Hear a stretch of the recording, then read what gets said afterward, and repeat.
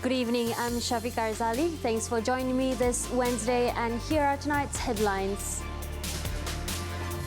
4 in a family killed after car goes out of control. PM's question time session in Parliament to be implemented. And airstrike in Libya kills at least 40.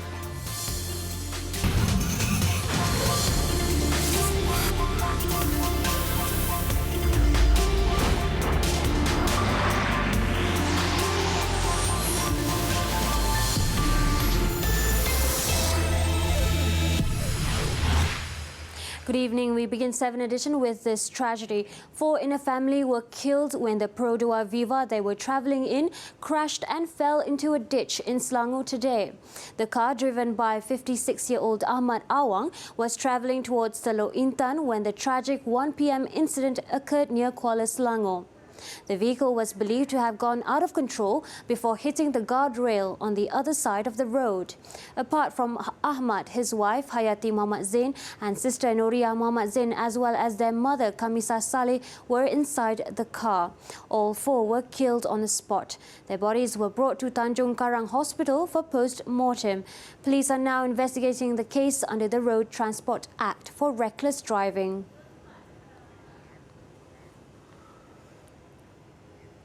In Johor, the body of a policeman who drowned while trying to rescue his son, who fell into the Muar River on Monday, was recovered. The body of 36-year-old Lance Corporal Muhammad Fairuz Muhammad Hashim was found near the Sungai Sendok Jetty in Sungai Mati Tangka by passers-by at 7:30 a.m.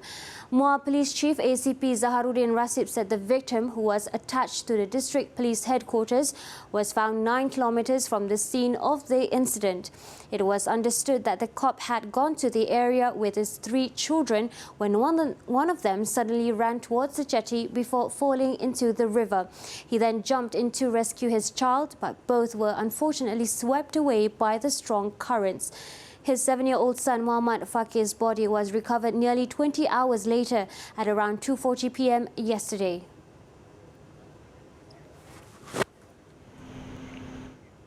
Now, the government has ordered the closure of a daycare in Batu Gajah Perak, where a 4-year-old girl was raped by a 12-year-old boy. Deputy Prime Minister Datuk Sri Dr. Wan Azizah Wan Ismail said this is because the daycare was not registered with the Social Welfare Department. Datuk Sri Dr. Wan Azizah, who is also the Women, Family and Community Development Minister, added that parents must monitor and control their children's use of smartphones. This is to make sure they do not get access to negative elements such as porn. Jadi kita dapati bahawa kita kena pergi buat pemantauan yang lebih ketat lagi. Sebab memanglah kadang ibu bapa duduk kerja, anak nak buat kat mana, kita hantar ke taska-taska ni. Kalau nak yang bawah pada 4 orang, tidak perlu didaftarkan. Namun kalau lebih pada itu kita mesti daftar. Tapi nak tahu ni berapa je kena buat ni pemantauan yang lebih ketat itu susahlah sebab kita tak tahu kat mana dia akan tubuh taska. The boy is the son of the toddler's babysitter, who was reported to have viewed pornographic videos before raping the victim. The mother of the boy also took care of children between the ages of 2 to 11 years old since October 2017. Now, a man with a mental illness history stabbed his wife to death before stabbing himself following a heated argument. The murder took place at their home in Taman Sri Duyung Fasa 2, Duyung, Melaka earlier today.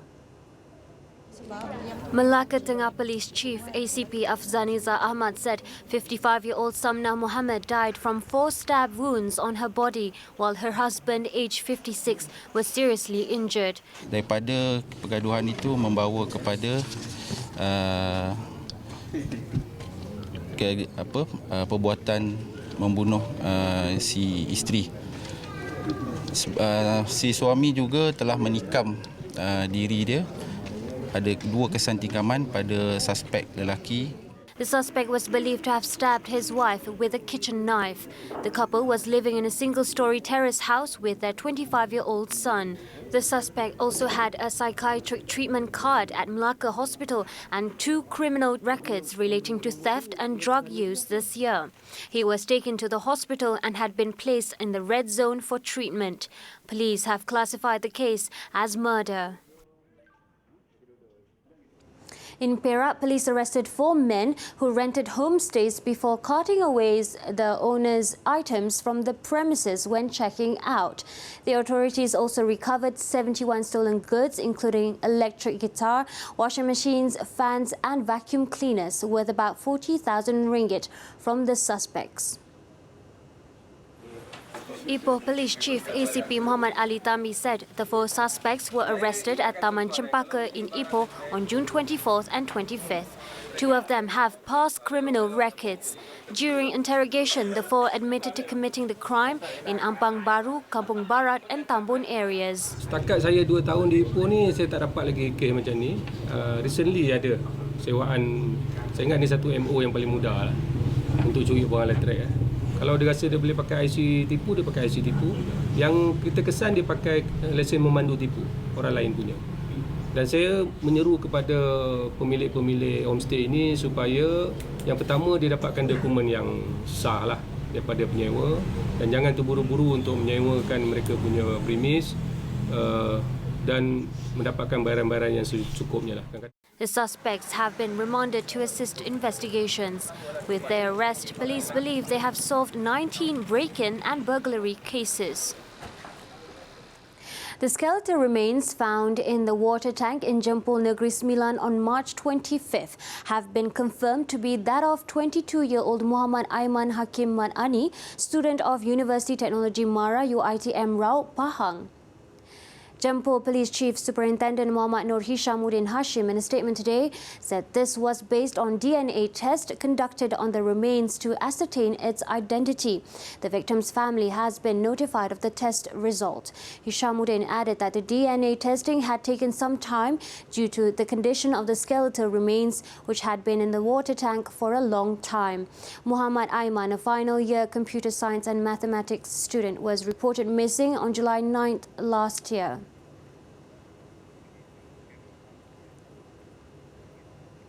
Police have seized a total of 171.2 million ringgit worth of goods from smuggling activities and illegal fishing this year. This follows various operations conducted nationwide, which saw over 2,100 people arrested between January and June. Bukit Aman Internal Security and Public Order Department Director Datuk Sri Akril Sani Abdullah Sani, however, said those arrested were mostly runners hired by syndicates. He added intelligence gathered showed that there were about 4 major organised crime syndicates responsible for smuggling activities in the country. Kita akan berusaha untuk memberisikan dan mengenal pasti mereka yang terlibat untuk tindakan bukan sahaja untuk kita mengaitkan mereka secara langsung dengan aktiviti penyeludupan ini agak sukar dari segi keterangan perundangan kerana mereka tidak akan berada di tempat kejadian.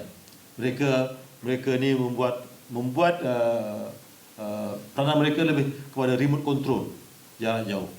Speaking to reporters in Kuala Lumpur today, Datuk Sri Akril said the majority of the goods seized were smuggled contraband, especially cigarettes, as well as alcoholic beverage.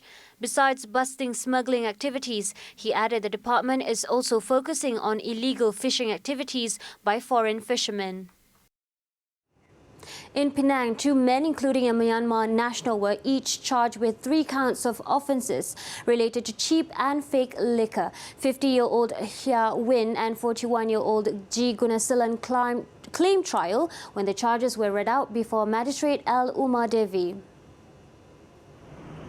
On the first count, both were alleged to have had in their possessions uncustomed liquors worth nearly 43,000 ringgit at a premise in Jalan Kajang, Penang on June 24th.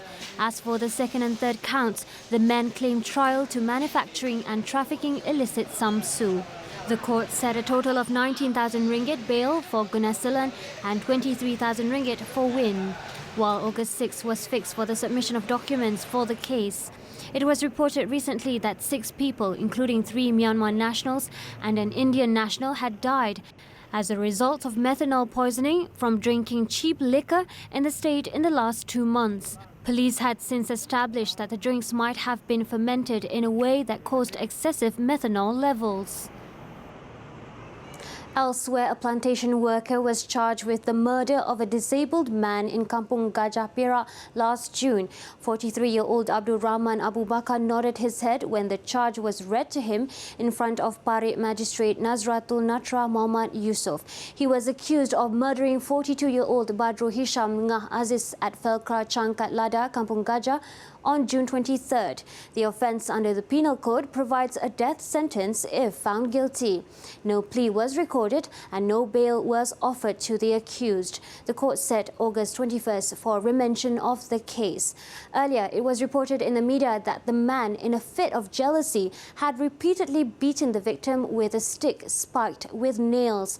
The widower with 3 children was severely injured on the body and later died at the same spot.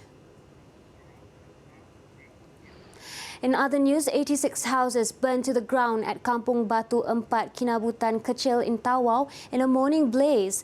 The fire, which started at almost 10:30 a.m., has left more than 300 victims with only the shirts on their back, as they did not manage to save their belongings. According to Tawau Fire and Rescue Department Chief Sharudi Delamin, 35 personnel as well as 5 fire engines were rushed to the location. Unfortunately, by the time they got there, the fire had already spread and destroyed a few houses. The close proximity of the homes as well as the long house made it easier for the fire to spread quickly. Meanwhile, Tawau Police Chief ACP Peter Umba said so far no lives were lost, while the cause of the fire and total loss is still being investigated. Coming up, Spider-Man's villain grooves to Blackpink's song. Details next.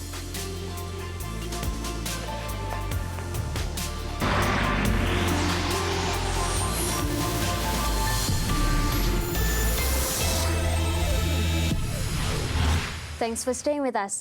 On to the Dewan Rakyat sitting. A commotion erupted during the morning session today after Pasir Salah MP Datuk Sri Tajuddin Abdul Rahman was ordered to leave the House for 4 days. Deputy Speaker Ngah Korming issued the order after ruling that Datuk Sri Tajuddin had intentionally caused disorder during the Agriculture and Agro-Based Industry Minister's question and answer time. Oleh kerana Pasir Salah mengingkari peraturan sekali lagi, di mana saya perintah dia keluar 4 hari. Seluruh rakyat Malaysia boleh perhatikan bagaimana buruknya sikap yang ditunjukkan oleh Pasir Salah. Diberikan peringatan berkali-kali tetapi masih lagi bersikap berdegil-degil. Ini adalah naiwatunya sengaja untuk menjatuhkan imej Dewan yang mulia ini. Sila keluar. Ikut perintah, sila. The situation became more heated when Datuk Sri Tajuddin refused to heed the order. The commotion, which lasted about 20 minutes, finally eased after opposition leader Datuk Sri Ismail Sabri Yaakob intervened.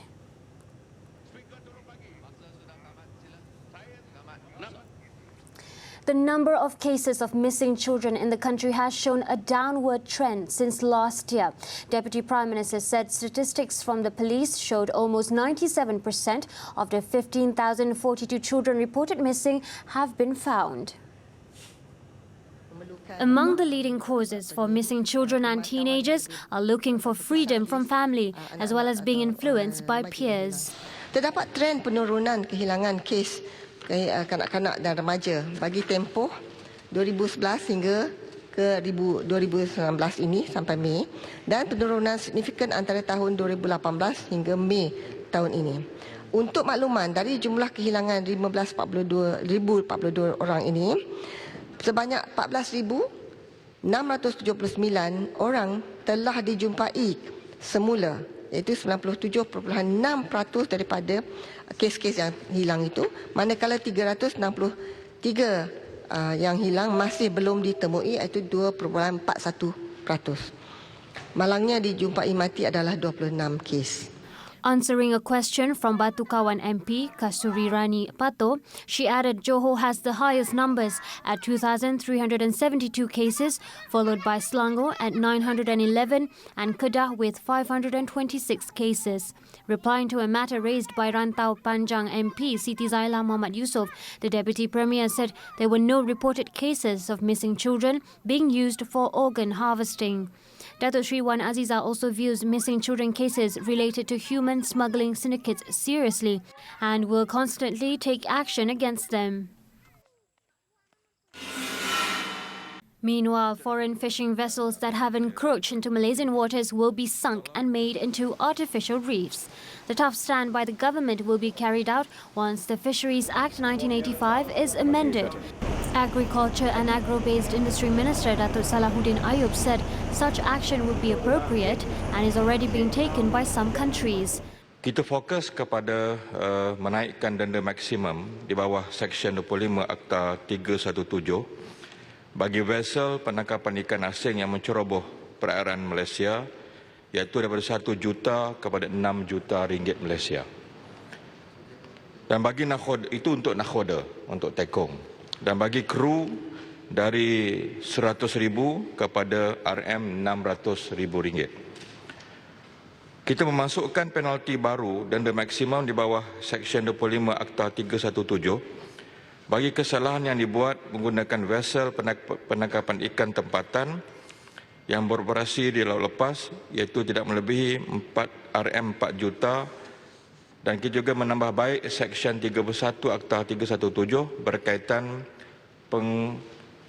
pengkomponan agar selaras dengan akta-akta terkini yang telah diluluskan oleh di Parlimen. Now, according to statistics read out by the Minister in Parliament, 1,182 ships have been detained in the last 12 years. Of these, 706 ships, or almost 60% of them, were Vietnamese. The amendments to the Fisheries Act 1985 was read in Parliament after it got the approval of the Cabinet on June 26. The proposed Prime Minister's Question Time PMQT, which was scrapped last month, may be implemented when Parliament reconvenes in October. Deputy Speaker Nga Korming said Prime Minister Tun Dr. Mahathir Mohamad is very capable to answer questions from the floor. Saya percaya memang Perdana Menteri kita cukup hebat dan boleh menjawab dengan penuh yakin. Saya rasalah sekiranya boleh dalam tahun ini ataupun paling lewat sesi akan datang. Speaking to reporters at the Parliament lobby, Nga explained the parliamentary reforms, which was part of the Pakatan Harapan manifesto, were an ongoing process. He pointed out that the special motion compelling federal lawmakers to declare their assets was part of the reform agenda. PMQT was one of Pakatan Harapan promises in its election manifesto, that is to allocate 30 minutes every week for it in the Dewan Rakyat. The fate of PKR Santubong Youth Chief Haziq Abdullah Abdul Aziz will be decided at an ongoing party political bureau meeting being held in Petaling Jaya, Selangor. PKR President Dato Sri Anwar Ibrahim said the party leadership will be informed of the outcome of the meeting, which is expected to conclude tonight. The disciplinary committee will alert us. Alert your meaning what? Because the reply is to the disciplinary committee, not to me. Oh. So they will update us. Okay. You expect the update to be today? Must be. Okay. So the meeting is on Haziq today, yeah? Meeting on Bureau Politik, scheduled weekly meeting. Dato Sri Anwar added the meeting would hear from the disciplinary committee, which issued 27-year-old Haziq Abdullah a show cause letter last month. This follows the viral sex video allegedly involving the former senior private secretary to the Deputy Primary Industries Minister and PKR Deputy President Dato Sri Muhammad Azmin Ali. The government has not been able to ascertain the actual cause of health issues affecting schools around Pasir Gudang, Johor. This is because air quality readings continue to show normal levels at most of the affected schools. However, authorities have not ruled out that chemical waste could have been buried underground all over the district for years by the factories. kita kena tengok secara saintifik.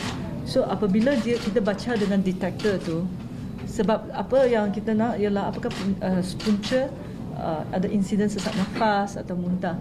Tapi sekarang kita fixkan semua detektor kepada semua sekolah mendapatkan bacaan daripada sebenarnya esok kita akan try 111 sekolah di Pasir Gudang.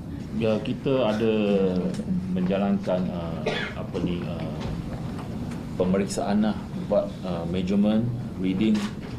Tetapi apa yang kita dapati adalah juga aneh lah. Sesetengah sekolah yang kita pergi, bacaan memang tak ada bacaan lah. Yang memang tak langsung, tak ada tunjukkan apa-apa, tapi memang ada, tapi masih ada berlaku kes yang berlaku juga simptom-simptom macam ini. Authorities have yet to reach any conclusion on the matter based on the investigations conducted by the Technical and Scientific Committee pertaining to the case. Meanwhile, authorities also said that 2 factories dealing with toxic waste and scheduled waste in Pasir Gudang are expected to be charged in court soon for polluting the air. It was also revealed that 38 more students from 9 schools had suffered from nausea and vomiting this morning and given outpatient treatment. Now let's move on to our daily segment Clickbait, where we take a look at what's trending and making rounds in the cyber world today. K-pop fans were pleasantly surprised after seeing famous US actor Jake Gyllenhaal grooving to a song by popular South Korean girl group Blackpink. The star was seen lip-syncing to Dudu Dudu, the group's mega hit, in one of his Instagram stories, getting Blackpink fans of Blinks all excited. Take a look.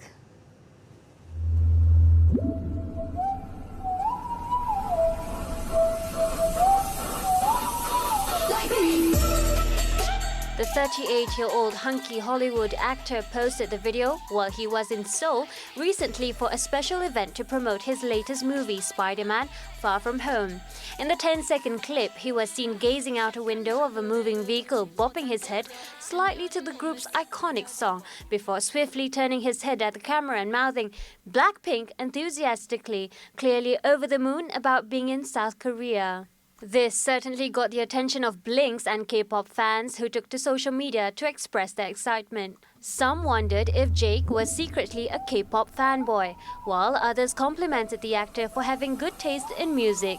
The video was also re-uploaded on Twitter by various users, with some even getting over 2.4 million views and 35,000 retweets. When we return, fire kills 14 crew members aboard Navy research submersible. We'll be right back.